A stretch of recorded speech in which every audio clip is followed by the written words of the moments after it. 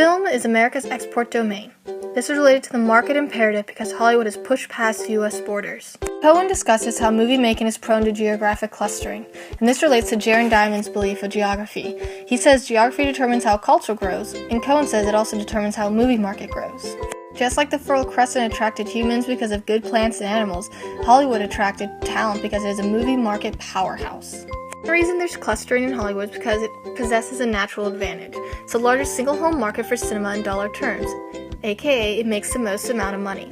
We read about natural advantage before when we read The River Between, but instead of hills and valleys, the advantage is money. Another Hollywood advantage is that it makes a specific kind of movie, films that are entertaining and have broad global appeal. In addition to the natural advantages, the growing importance of the English language makes European countries want to import films from Hollywood over each other. This is an example of dominant flows becoming stronger as seen in Chapter 47. The reason there's a drive toward clustering is because it makes the most economic sense. Hollywood is the geographic center for meeting and forecasting consumer demand, along with talent living in Hollywood anyway. Hollywood is highly cosmopolitan. Many leading actors and directors are non-Americans. Examples are Jim Carrey and Ridley Scott. It's interesting to note that even though foreign entities are creating Hollywood, Hollywood gets all the credit since it's the one promoting the symbolic nature of the films, and this relates to Chapter 21 from the Globalization Reader. Hollywood wants to present to global audiences, and this is an example of Ritzer's globalization. Studios are needing to expand into global markets in order to make the most money. The more globalized Hollywood becomes, the more universal the product that they create has to be.